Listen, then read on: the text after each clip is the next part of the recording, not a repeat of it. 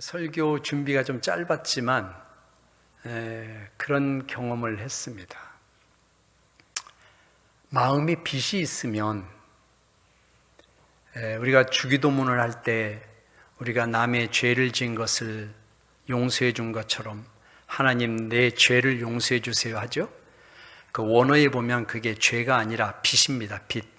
내가 다른 사람의 빚을 탕감해 준 것처럼 주님도 나의 이 죄를 용서해 주세요. 그런 기도거든요. 주기도문이. 마음에 빚이 있으면 우리가 장애를 겪어요. 우리 영적인 사람들은, 주님의 권위자들은 장애를 겪는 거예요. 여러분 잘 경험하시잖아요. 뭔가 마음에 맺힌 것이 있고 내가 죄를 지은 게 생각나고 어떤 형태의 감정을 가지고 있으면 그것 때문에 순순히 흘러가야 될 하나님의 은혜의 물줄기가 막혀 아니면 갈라져. 그걸 경험하잖아요. 그래서 우리 성도들은 어쨌든 이 마음의 빚, 죄잖아요. 죄. 하나님 앞에 또 사람 앞에라든가 이런 것들이 있으면 풀어버려야 되는 게 확실하게 맞는 거야. 진리야, 진리. 오래 둘 필요가 없어. 오래 두고 나중에 하지, 나중에 해결하지 이러면 그 미루는 시간만큼 나에게는 손해요. 하나님도 손해요. 하나님은 나를 쓰셔야 되는데 내가 사용되지를 못해. 하나님도 손해요. 그러니까 우리가 즉각적으로 이런 반응들을 하셔야 돼. 툴툴 틀어버리고. 그래서 주님이 우리에게 그걸 가르쳐 주신 거예요. 주기도문을. 그런 주기도문을 매일 반복해서 하면서 생각해라. 일용할 양식을 주시는 하나님께 감사하고 모든 것을 나에게 은혜로 대갚아 주시는 분께 감사하고 또 빚진 자의 그 관계 속에서 내 자신이 먼저 손을 내밀고 그리고 그분의 영광이 지금 내가 사는 이 땅에 내가 발붙이고 있는 찬양의 가사처럼 내가 이곳이 거룩하게 해달라고 그렇게 기도하라고 가르쳐 주신 거예요. 그러니까 우리가 그런 기도는 의무가 아니고 이거는 필수예요. 필수. 믿으십니까? 네, 필수적으로 하셔야 돼. 이것만 잘해도 신앙생활은 잘하는 거예요. 네, 신앙생활을 잘하고 못하는 것을 다른 데서 자꾸만 기준을 삼고 대어보려고 하지 마. 다른 것이 시금석이 아니라 주님 가르쳐 주신 기도처럼 또 사도신경처럼 그렇게 고백하고 그렇게 기도하며 살아가면 그게 신앙생활을 잘하는 거예요. 네, 여러분 늘 그런 자리에 고백의 자리에 서시기를 주님의 이름으로 축원을 드립니다. 자, 오늘 본문은 고넬료, 백부장 고넬료입니다. 성경에는 백부장이 몇 사람들 나와요. 생각보다 많이 나와요. 자기 집에 종이 아팠을 때에 예수님을 모셔드리고 집에까지도 모셔드리지 않고 여기서 한 말씀만 하십시오. 목사님 신방 오세요, 신방 오세요 해서 예배 드린 게 아니고 신방까지 오실 게 뭐 있습니까? 지금 여기서 당신의 권세 있는 말씀 한마디만 해주시면 내 하인이 나을 줄로 내가 믿습니다. 이렇게 고백을 했던 그 백부장이 있었고 복음서에도 한 두어 사람 또 예수님이 십자가에 달려 돌아가실 때 예수님의 죽음의 모습을 보고 고백했던 백부장, 저분은 의인이었다. 저분은 하나님의 아들이었다. 이렇게 고백했던 그런 백부장. 그 백부장이 여기 사도행전에 나와 있는 고넬료와 동일인인지 그거는 정확하게 알 수가 없어요. 동일인이라고 하는 분도 계시고 그렇지 않다고 하는 주석하시는 분들이 있는데 그거는 그렇게 중요한 건 아닌데 어쨌든 그렇게 백부장이 많이 나와요. 백부장은 로마의 군인이죠. 지금 우리나라 군인들의 편제로 말하면 지금 중대장급에 해당하는 한 100명 정도, 한 80에서 100명 정도의 부하를 지휘하는 장교입니다. 그게 이제 우리나라의 중대장인데 로마 군단의 백부장도 역시 마찬가지예요. 이도 한 100여 명의 통솔하는 부하를 지휘하고 있는 그런 중대장급 사람입니다. 로마 군단은 수많은 전쟁을 치르죠. 그러니까 이 중대장급에 해당하는 이 백부장 고넬료도 그동안 많은 전쟁을 치렀을 거예요. 우리나라 중대장의 나이가 보통 30대라고 한다면 이 사람도 한 30대 정도 될 거예요. 어떤 주석학자는 이 고넬료는 아직 미혼이었다 이렇게 얘기하는 분도 계세요. 어쨌든 이분은 로마의 중대장으로서 수많은 전쟁터를 누볐던 사람이고, 지금 주둔하고 있는 것은 가이사랴 빌립보라고 하는 지역입니다. 가이사랴 빌립보 지역은 항구 도시이면서 로마 군대가 주둔하고 있었던 중요한 군사 요충지, 주둔지예요. 거기에 이 사람이 근무를 하고 있었던 거예요. 점령지에서. 그리고 대개 이런 백부장의 주둔하는 기간은 보통 2년 정도 된다고 그래요. 그러니까 2년 한 곳에서 주둔했으면 또 다른 곳에 가서 거기서도 주둔하고 이제 그렇게 옮긴다고 했답니다. 그런데 오늘 성경에서 소개하고 있는 이 고넬리오라고 하는 이 백부장은 성경에서 어떻게 소개하고 있냐면 경건하였다 그랬어요. 여기 성경의 말씀을 보면 2절에 그가 경건하여 라고 되어 있어요. 경건하다는 게 뭘까? 경건하다. 경건하다고 하는 것은 어쨌든 외적으로 나타나는 모습이 있죠. 뭔가 이렇게 하나님을 굉장히 경외하는 듯한 태도, 모습, 그런 모습을 보면 저 사람 경건하네. 신앙생활을 주의를 잘 지키거나 내가 하나님 앞에 헌신해야 될 의무를 잘하거나 마땅히 해야 할 일을 거르지 않거나 이런 사람들 보면 참 독실한 신앙인이야. 우리나라, 우리의 용어로는. 그런데 그런 사람을 우리가 경건하다라고 얘기해요. 근데 내적으로 경건하다고 하는 것은 뭐냐면 하나님을 경외하는 마음이에요. 자기 자신을 겸손하게 내려놓고 하나님을 정말 귀한 분으로, 존귀하신 분으로 여겨. 생각으로만 여기는 게 아니라 세상 살아가는 모든 만물을 경험하고 세상사를 경험하는 가운데 제일 우선은 누가 된다? 하나님이 된다. 할렐루야, 할렐루야. 여러분 그렇게 하시기를 축원해요. 하나님을 제일 우선으로 두는 거예요. 어떤 문제 상황과 어떤 사물에 대한 판단과 어떤 것을 결정할 때에 그동안 내가 살아왔던 내 삶의 경험으로 하지 않고 하나님이 은혜로 경험하신 것으로 결정하는 태도야. 그러니까 언제나 누가 앞서는 거예요? 하나님을 앞세워. 주님의 말씀을 앞세워. 하나님은 이렇게 말씀하셨지, 하나님이 이러신다면 이렇게 하시겠지 라는 것을 먼저 생각하고 매사를 결정해 나가. 이거를 하나님 앞에 경외하는 사람이다 라고 얘기하는 거예요. 그러니까 이 고넬료가 군인이지만 얼마나 거칠거칠하겠어. 사람도 죽여봤겠지. 얼마나 거칠은 삶을 살아가는 사람이에요, 이 사람이. 이 사람의 배경은 그런 거예요. 그런데도 불구하고 그 마음까지 거칠은 사람이 아니었다는 거죠. 어떻게 해서 하나님을 믿게 됐는지는 나오지 않지만 이 장면에서 볼 때는 아직 하나님을 깊이 아는 건 아닌 것 같아. 왜냐하면 하나님이 환상 가운데 천사를 보내서 베드로를 만나게 해서 세례를 받게 하신 것을 보면 아직 예수 그리스도에 대한 깊은 이해는 없었던 듯해. 그러나 하나님이라는 로마 사람이면서도 그리스도의 신화와 신론을 갖고 있는 사람으로서 유대 민족, 점령지 나라의 민족들이 믿는 그 하나님을 믿는다는 것은 이건 여간 쉽지가 않아. 그리고 주둔지도 2년마다 수시로 바뀌어가는 그런 환경 속에서 하나님을 믿었고 하나님 앞에 경건한 삶을 살았다라고 한다면 이분은 참 대단한 사람이다라고 얘기할 수가 있겠죠. 그런데 그런 경건함이 어떻게 나타났느냐? 여기 보면 2절에 계속해서 온 집안과 더불어 하나님을 경외했다 그랬어요.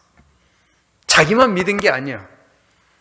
온 집안이 함께 믿게 한다는 것은 대단히 힘들 텐데, 부모님도 계실 테고 어른도 있을 텐데 온 집안이 같이 믿었대. 어떤 주석학자는 미혼이라고 했지만 결혼했다면 부인도 자식도 다 믿었다는 거예요. 얼마나 시시각각으로 자주 변할 수 있는 환경이었어요. 자기만 믿어도 대단한 건데, 나만이라도 신앙 가져야지 할 수 있는 건데, 그런데 그게 아니에요. 이 고넬료의 경외, 고넬료가 하나님을 앞세우는 것은 자기만이 아니에요. 자기의 가족들에게도 영향을 끼치고 자기의 가족들의 마음도 이끌어낼 수 있을 만큼 강력한 경외심을 갖고 있었던 사람이다. 그래서 온 집안이 더불어 하나님을 경외했고, 여기로만 끝난다면 개인 신앙이에요. 자기 개인의 신앙으로 끝나는 거예요. 그런데 그게 아니라 백성을 많이 구제하고, 여기서 말하는 백성은 어떤 백성일까? 로마 백성? 아니죠. 점령지의 사람들, 자기가 주둔하고 있는 지역의 사람들, 이방 민족, 그런 대상을 향하여 구제를 했다라고 했어요. 다른 성경에 요즘 새로 표준 성경이라든가 흠정 성경이라든가 이런 데 보면은 자선을 많이 했다 이렇게 번역을 했는데, 그 말은 조금 안 어울리는 것 같아. 구제를 많이 했다는 거예요. 그러니까 자기의 재물을 기꺼이 백성들을 위해서 썼다는 거예요. 사도행전 시대의 경제적인 상황은 어땠느냐? 진짜 힘든 시대였어. 그래서 사도행전의 주일마다 사도들과 함께 성도들이 모여서 예배를 드리고 나면 반드시 뭐를 했다? 떡을 뗐다고 그랬어. 떡을 떼고 말씀을 묵상하고 교제했다 이렇게 돼 있거든요. 떡을 뗐다고 하는 것은 그저 지금 우리가 주일날 예배, 지금은 코로나 때문에 힘들지만 이렇게 식사를 하잖아요. 예배 후에. 그런 개념이 아니에요. 여기서 떡을 뗐다고 하는 것은 정말 밥 먹기 힘든 사람들에게 밥을 제공한 거예요. 그걸 말하는 거예요. 사도의 행전 시대 때에는, 신약 시대에는 그렇게 경제적으로 어려웠어요. 정말 어려웠어요. 그러니까 사람을 팔잖아요. 자기가 빚을 진 게 있으면 자기가 하인이 종이 돼버리잖아요. 빚을 못 갚으니까 그 집에 하인이 된다고. 그게 비일비재했다니까. 하인들은 인간으로 취급받지도 못하는 인격이 돼버렸는데, 하인도 재산 중에 일부에 불과한데, 하인의 값이 똥값인데, 그런 정도로 경제적으로 힘든 시대예요. 그러니까 먹고 산다는 게 이게 대단히 어려운 거예요. 대단히 어려운 거. 그래서 사도행전의 교회들은 모여서 예배한 다음에는 반드시 성도들, 가난하고 힘든 성도들, 먹고 살아가는데 힘들 뿐만 아니라 생활하기 힘든 그런 이들과 더불어 이 사도와 성도들이 함께 다 자기 것을 나눠서 내 것을 내 것이라고 하지 않고 기꺼이 교회 성도를 위해서 교회에다가 자기 것을 내어주고 함께 나누자 이렇게 했던 거예요. 그게 사도시대 때예요. 사도시대 때.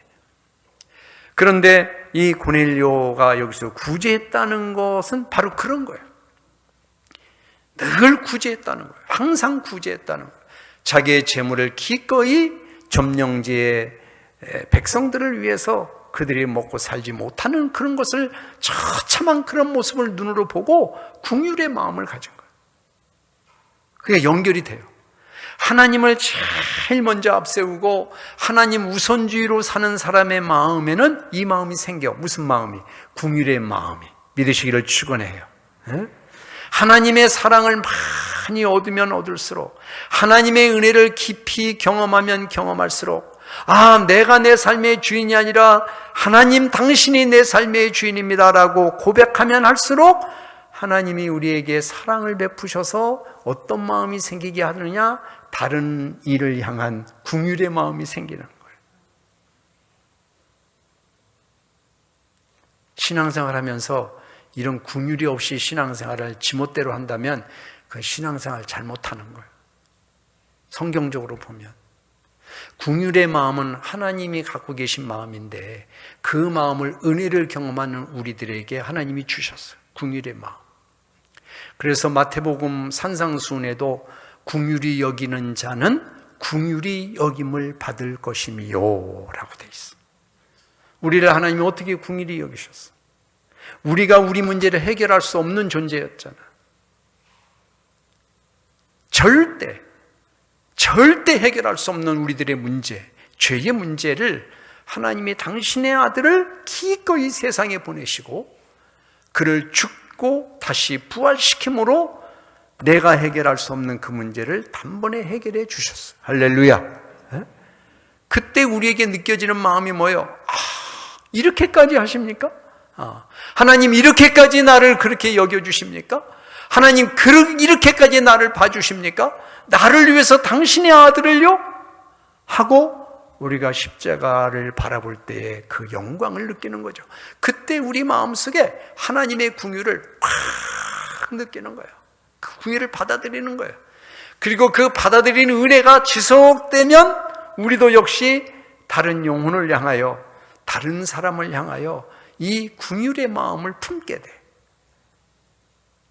근데 이 고넬료라고 하는 사람이 아직도 하나님 세례만 안 받았지 하나님을 더 깊이 알았는지는 모르겠어. 그렇지 않으면 이렇게 쉽게 할 수가 없는데 어쨌든 백성을 이렇게 구제하고 긍휼의 마음으로, 불쌍히 여기는 마음으로 그렇게 백성들을 돌봤다는 거예요.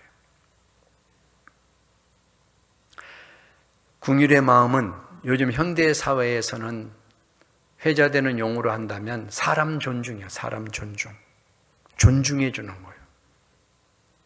나의 의도를 가지고 사람을 대하는 게 아니에요. 나의 목적을 가지고 사람을 대하는 게 아니에요. 계산을 하고 사람을 대하는 게 아니에요. 그거 아니고 그냥 그 마음으로 사람을 대하는 거예요. 무조건, 조건이 없어. 그때 긍휼은 나타나는 거예요. 믿으시기를 축원해요. 이 불쌍히 여기는 사람 존중의 마음이 이 주님의 사랑, 그리스도의 사랑으로 인하여 교회에서 싹트고 교회를 통해서 배우게 되는 거예요. 자, 그 다음에 고넬료는 뭐라고 그랬어요? 백성을 많이 구제하고 하나님께 항상 기도한 사람이다. 고넬료를 그렇게 소개해. 두 번째는 항상 기도했던 사람이다. 항상 기도했던 사람이다. 데살로니가전서 5장에 보면은 항상 기도해라. 변함없이 기도해라. 수시로 성령 안에서 기도해라. 기도는 하나님과 우리들 사이를 이어주는 끈이요. 끈. 우리 안에 하나님의 은혜가 있고 하나님이 변함없이 성령을 통하여 나의 마음 문을 두드리시거나 나의 삶에 개입을 하실 때 그 관계를 끊임없이 이어서 통로가 되게 하는 거, 그게 기도예요. 기도. 기도는 그분과 나 사이에 마음을 나누는 통로다. 할렐루야. 할렐루야. 지난주에도 얘기했지만 기도는 일방적으로 내가 쏟아놓는 게 아니다. 기도는 그분과 나 사이를 점매해주는 통로다. 통로. 근데 이 고넬료는 그렇게 항상 기도했다는 거예요. 하나님과의 이 길, 고속도로, 이 통로를 막아놓지 않았다는 거예요. 응? 고넬료가 성자가 아닌 다음에 그도 화낼 수 있고 짜증날 수도 있고 힘든 일도 있었을 테지만 그건 또 그것대로 자기가 부딪히면서 하나님과의 관계 속에서는 이거를 계속 터놨다라는 거예요. 그랬더니 오늘 그 기절에 보니까 뭐라고 성경은 얘기하고 있어요? 4절에 보니까 내 기도와 구제가 하나님 앞에 상달되어 기억하신 바가 되었으니. 할렐루야. 그가 그렇게 의도적으로 한 게 아니야. 하나님의 사랑, 하나님이라는 분 경험해 보니 정말 이 하나님 분이구나, 이분은 하나님이구나, 이분밖에 없구나. 그래서 하나님이 주신 그 은혜로 긍휼의 마음을 가졌어. 의도하지 않고 자기가 가지고 있는 거 아끼지 않고 백성들을 위해서 베풀었어. 한두 번 하다 만 것이 아닌 것 같아. 성경을 보니까 끊임없이 베풀었어.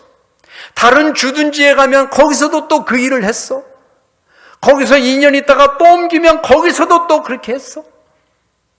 기꺼이 했어. 기꺼이. 그리고 하나님 앞에 기도하는 그 일도 항상 기도했어. 하나님과의 통로를 막지 않았다. 그랬는데 오늘 성경을 보니까 그 기도와 구제가 어떻게 됐다? 하나님 앞에 올라갔다. 상달되어서 하나님이 기억하신 바가 되었다. 할렐루야. 기억하신 바가 되었다. 하나님이 기억 속에서 떠나지 않았대. 하나님의 뇌리 속에 언제나 고넬료가 있었대. 그러니까 고넬료가 무엇을 하든지 하나님이 책임져 주시고 하나님이 함께 하시고 그것에 또 힘입어서 또 긍휼을 베풀고 또 기도를 하러 하나님 앞에 나아가고, 그렇게 해서 하나님의 뇌리, 하나님의 이 마음과 고넬료가 하는 모든 행동이 일관성이 있고 일치가 돼. 하나가 돼요. 사랑하는 성도 여러분, 여러분이 하나님 앞에 드리는 신앙의 모든 행위는 그것이 어떤 것이든지 간에 여러분이 진심을 담고 했다면, 믿음으로 하는 것이라면 그거는 반드시 하나님이 기억하실 줄로 믿습니다. 아까도 잠깐 말했지만 그렇게 하다가 저처럼 주차 관리하는 아저씨하고 화를 내고 싸울 수도 있어. 그래도 내가 하나님 앞에 기도해야 되는 일은, 내가 하나님 앞에 선한 일을 해야 하는 걸 멈출 수가 없는 거잖아요. 여러분이 생활하다가 비록 힘든 일이 있고 시험을 당하고 넘어지는 일이 있어. 그렇다고 해서 우리들의 기도가 멈춰서는 안 되는 이유, 우리들의 구제가 사람을 존중하는 마음이 다시 회복될 수밖에 없는 이유는, 그것은 뭐냐면 하나님이 우리의 그 모든 것들을 기억하고 계시기 때문이다. 믿으시기를 축원합니다. 네. 여러분들이 시험 들어서 넘어진 것 때문에 기도를 멈추는 일을 하는 그런 오류를 보면서는 안 된다는 거예요. 우리 인간사에 얼마나 크고 작은 일이 있고, 얼마나 가슴 아프고 속상한 일이 있고, 얼마나 힘든 일이 있냐고. 근데 그런 것들이 우리의 기도에 방해가 돼서는 안 되고, 그런 것들이 하나님의 사랑을 전하고 긍휼을 베푸는 일에 장애가 되어서는 안 된다. 그게. 그런데 우리가 잘못 생각하면 그렇게 한번 넘어지게 될 때에, 그때 우리가 조금 생각을 깊이 하지 않고 하나님을 등한하게 하면 그것 때문에 신앙을 잃어버려. 그것 때문에 기도가 멈춰. 그것 때문에 그동안 했던 사랑도 안 베풀어. 뭐 그까짓 것 이렇게 생각해. 내가 화나는데 기도도 안 되는데 뭐 그러고 말어. 그러면 영영 끝나는 거예요. 그러면 안 되는 거예요. 기도주를 다시 일으켜 세우기가 힘들고, 다른 사람을 향한 사랑의 마음을 다시 전달해 나가는 것이 이게 쉽지가 않은 거예요. 그러니까 그런 자리에 있다 하더라도 빨리 제자리에 돌아오는 거, 빨리 돌아오는 시간을 점점점 짧게 해야 된다. 점점 짧게 해야 된다. 예전에는 한번 화났던 마음이 돌아오려면 하루 이틀 걸렸어. 근데 하나님이 그래도 기도하고, 그래도 하나님의 말씀 보고, 그래도 내가 사랑해야지라는 마음으로 자기 자신을 채찍질하고 하나님 앞에 무릎 꿇는다. 그러면 하루가 됐던 것이 반나절이 되고, 반나절이 됐던 것이 1시간이 되고, 1시간이 됐던 것이 30분이 되고, 30분이 됐던 것이 다시 돌아서면 원위치로 오고. 할렐루야! 할렐루야! 다 하나님이 기억하시는 거예요. 다. 하나님이 다 하셔. 하나님이 다 기억하시오. 저번에 우리 한 성도로부터 제가 책을 받았어. 이 책을 3권 받았어요. 이게 책이 아니야. 책같이 보이지만. 주님께 드리는 나의 고백. 이런 게 3권이나 돼. 하나는 나의 묵상. 그리고 하나님 또 뭐더라? 하나님께 드리는 글인가 이 3권이야, 3권. 보니까 2018년도부터 2020년도까지 썼어. 자기가 직접 묵상한 글을 쓰고 자기 고백을 드리는데 제가 쭉 보니까요. 매일 했어, 매일. 2019년 7월 달부터 2020년 12월 달까지. 제가 쭉 봤는데요. 시편을 보는 것 같아. 제가 한 구절 소개할까요? 제가 한 구절 소개할게요. 사랑하는 나의 주님, 오늘도 주님을 찾나이다. 저의 입술의 고백에 주님의 사랑의 열매가 알알이 맺혀지길 원합니다. 사랑하는 나의 하나님, 하나님의 크신 사랑 안에서 살기를 원합니다. 저를 품어주시고 인도해 주세요. 주님 품속으로 달려가고 싶어요. 주님의 무릎 위에 앉아보고 싶어요. 주님의 크신 위로를 받고 싶어요. 주님의 따스한 품속이 그립습니다. 주님의 따스한 숨결을 날마다 느끼고 싶어요. 주님의 숨소리조차 날마다 듣고 싶어요. 주님의 음성에 귀를 쫑긋 세우고 싶어요. 주님의 따스한 목소리를 듣고 싶어요. 무엇이라고 말씀하시는지 기대합니다. 주님의 사랑하심을 경험하고 싶어요. 오 나의 주님, 주님을 사랑합니다. 2018년 8월 9일 날 쓴 글이에요. 이분은 암으로 진단받고 나서부터 이 글을 쓴 것 같아요. 2016년도에 암 진단을 받고, 우리 교회도 암 진단 받고 지금 투병하는 분 많이 계시잖아요. 우리 박우분 권사님이나 또 중앙교회 지금 있는 김옥진 권사님이나 지금 투병하고 있는 김은숙 권사, 많이 치료가 된 이진선 집사, 이제 권사죠? 이진성 권사, 그 외에도 많죠.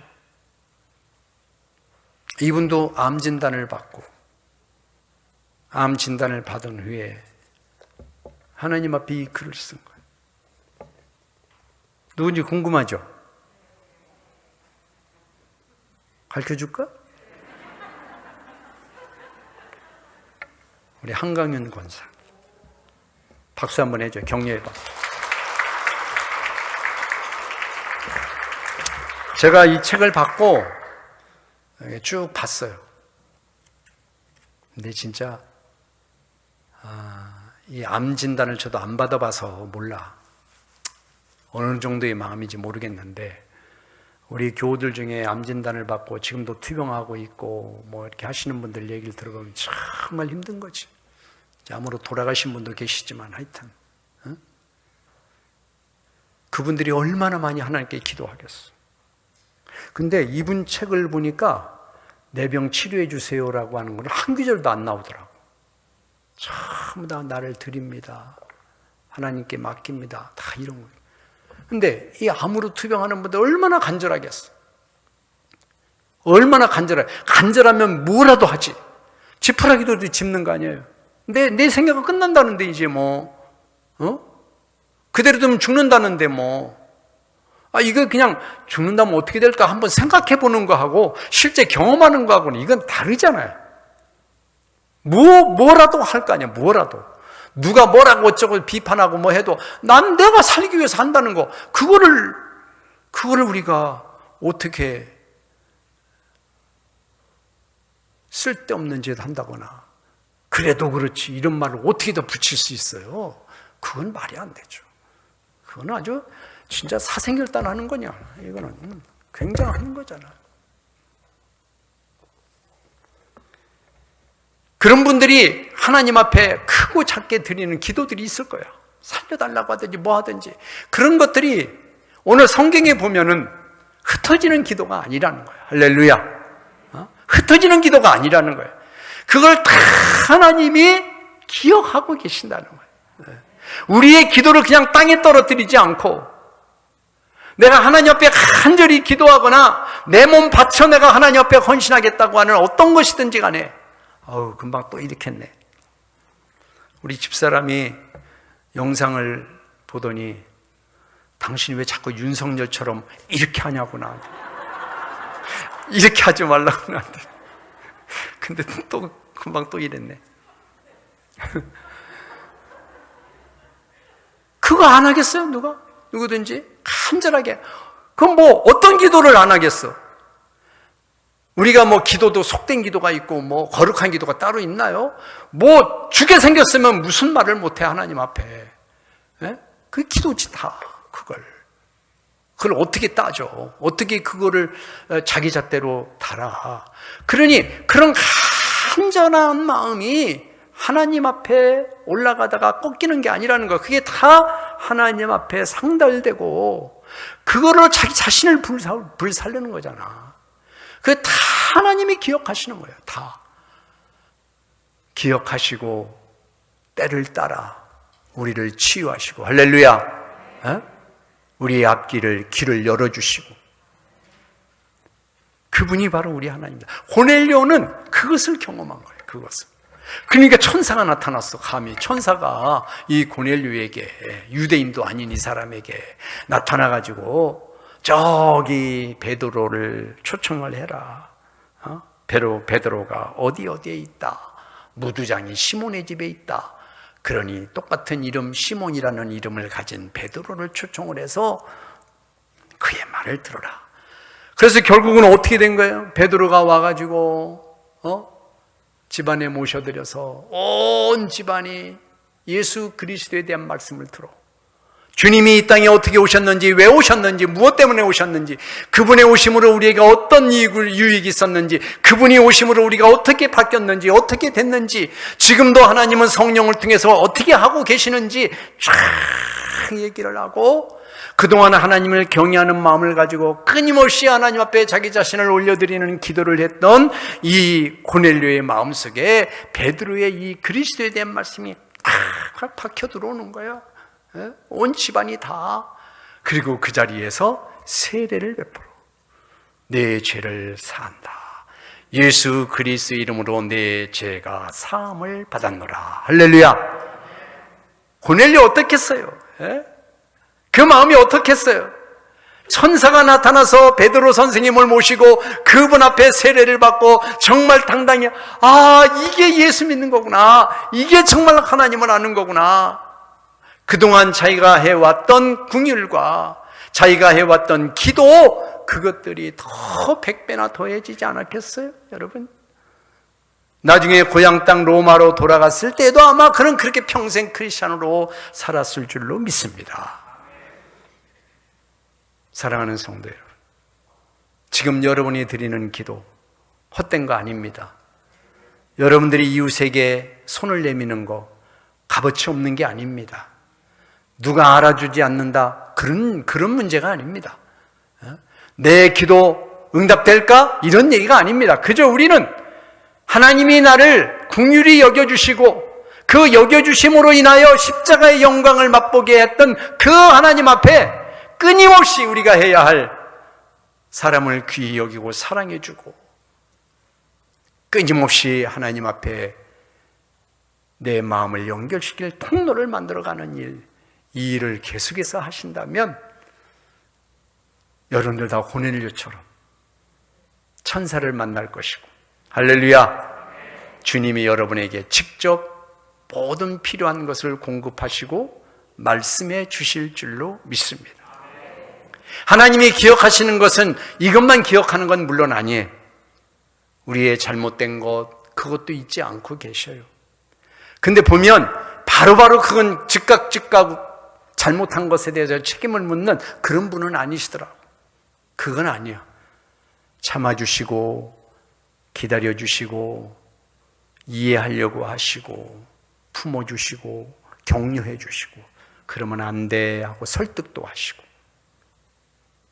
그런데 이 기도와 이 구제라든가 이런 것들은 하나님이 오래 가지 않으시고 적당한 때가 되면 바로바로 우리에게 응답해 주시는 하나님인 줄로 믿습니다.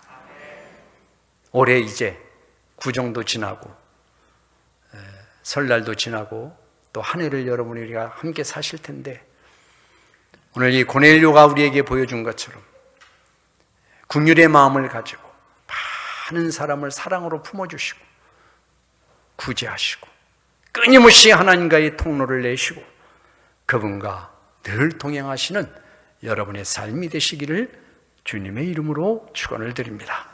은혜로우신 아버지 하나님, 주님의 은혜와 사랑을 진심으로 감사드립니다.